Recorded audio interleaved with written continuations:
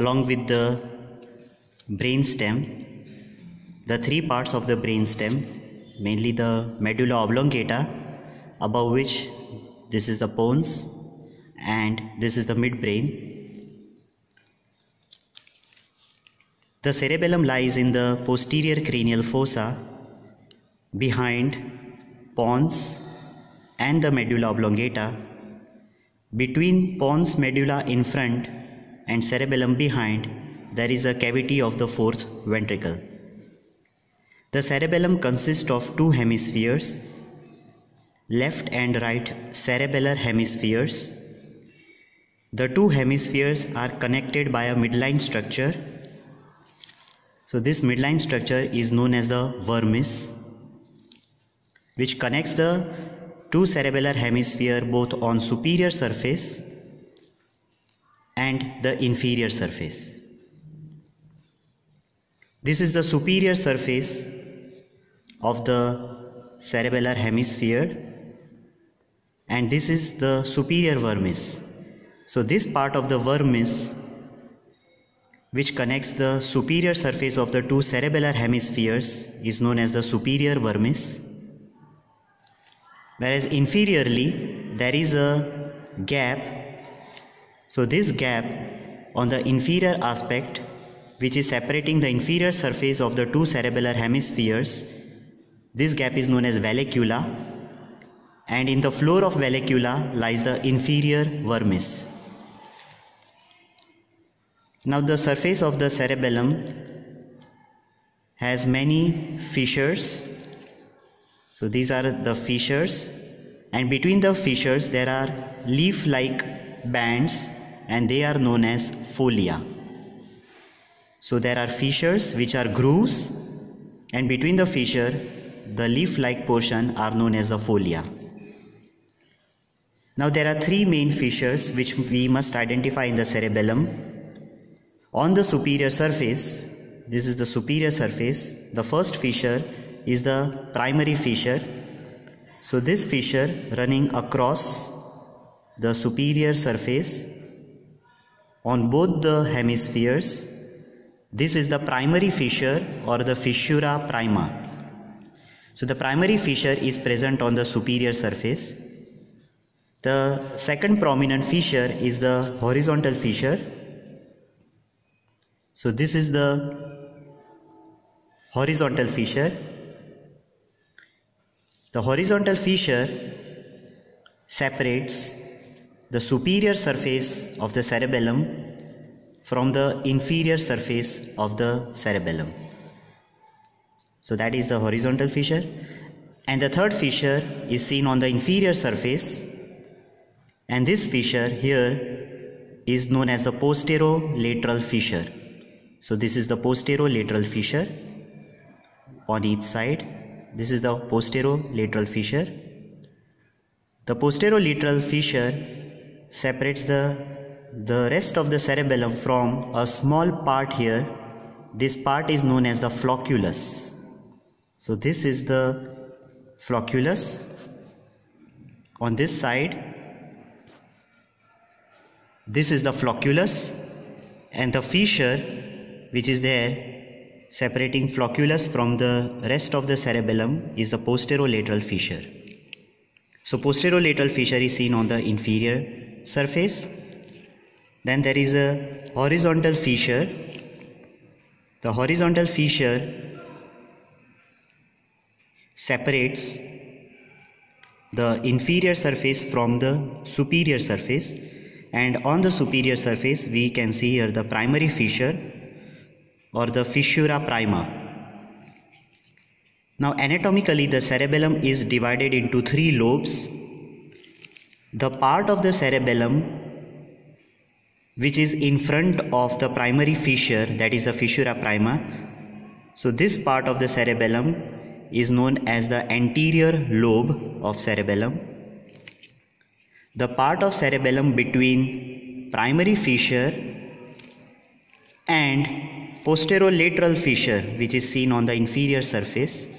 So this part of cerebellum is known as the middle or posterior lobe, and the rest of the cerebellum which includes the flocculus and the nodule of vermis. So this lobe is the flocculonodular lobe. So these are the three anatomical lobes of the cerebellum. The anterior lobe, which is on the superior surface, and it lies in front of the primary fissure. Then there is a posterior or middle lobe between primary fissure and posterolateral fissure here, and the third lobe is the flocculonodular lobe. Now here, as I told you, this is the vermis, this is the superior vermis. The superior vermis is continuous on each side with the superior surface of the corresponding cerebellar hemisphere, but inferiorly, the inferior vermis is present in the depth of the vallecula. So if we take a sagittal section of the cerebellum,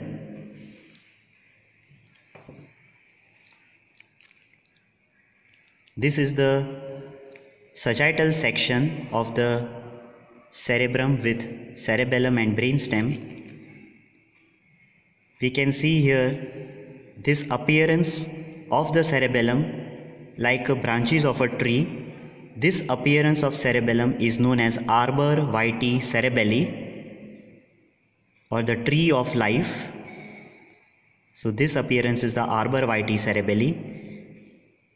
This lamina, which is going into the central core of the white matter of cerebellum, this is known as superior medullary lamina. The superior medullary lamina forms the upper part of the roof of the fourth ventricle. Now, as this section is taken in a sagittal plane, we can see this is the vermis. So starting from here, we must know the various parts of the vermis. The cranial-most part, starting from here, is the lingula. Then there is a central lobule, then culmen, declive, folium, tuber, pyramid, uvula, and the nodule.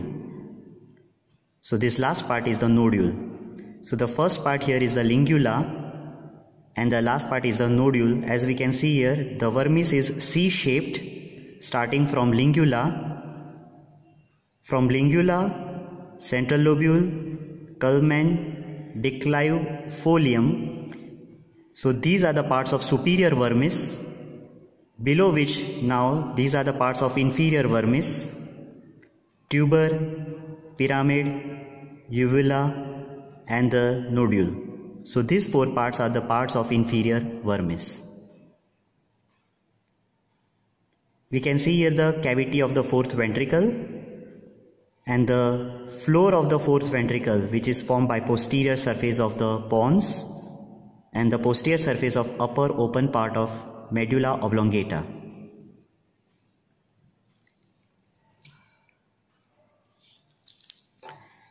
So coming back to this specimen, so on the superior surface, the superior vermis, this is the superior vermis on the superior surface. The superior vermis has the following parts, starting from lingula, central lobule, culmen, declive and folium. And the inferior vermis will consist of tuber, pyramid, uvula and nodule. Now out of these, the lingula, central lobule and culmen, they are the parts of the anterior lobe, whereas declive, folium, tuber, pyramid and uvula, they are the part of the posterior or middle lobe, whereas the last part, that is the nodule will be connected to the flocculus and form a different lobe, that will be flocculonodular lobe.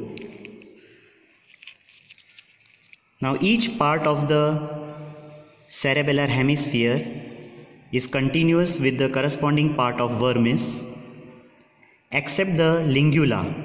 all the parts of the vermis will be connected to the respective parts of the cerebellar hemisphere. So if we go laterally, the first part of cerebellar hemisphere, which is connected to central lobule, so that part is known as ala of the central lobule. So ala is the part of cerebellar hemisphere which will be continuous with central lobule. After ala, the part of cerebellar hemisphere is known as anterior quadrangular lobule, which is followed by posterior quadrangular lobule. Then there is a superior semilunar lobule. Then comes the horizontal fissure, below which now this is the inferior surface. So here will be inferior semilunar lobule. Then there is a biventral lobule. Then these are the important part of cerebellar hemisphere, which is known as the tonsil. So these elevated parts, these are the known as tonsils. And then the last part is the flocculus. So this is the flocculus. So these are the parts of the cerebellar hemispheres which are connected to the respective part of the vermis. So from anterior, if we go down, so first is the ala of central lobule, then anterior quadrangular lobule, posterior quadrangular lobule, superior semilunar lobule, inferior semilunar lobule. Then there is a biventral lobule. Then this is the tonsil. And then there is the flocculus. So these are the various parts of cerebellar hemisphere and the corresponding part of the vermis. Now the cerebellum is connected to all the three parts of brainstem via three cerebellar peduncles: inferior cerebellar peduncle, middle cerebellar peduncle, and superior cerebellar peduncle. So here we can see this is the medulla. The medulla is connected to the cerebellar hemisphere by way of inferior cerebellar peduncle. So this peduncle is inferior cerebellar peduncle. The pons is connected to the each cerebellar hemisphere by way of middle cerebellar peduncle. So this is middle cerebellar peduncle on each side. And the midbrain is connected to cerebellum by way of superior cerebellar peduncle. So this peduncle here is the superior cerebellar peduncle, which is connecting the midbrain with the cerebellar hemisphere. So here we can see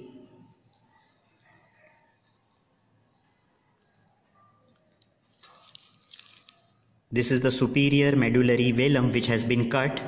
The superior medullary velum, it stretches across the superior cerebellar peduncle, and if we cut the superior medullary velum, we can see the cavity of the fourth ventricle.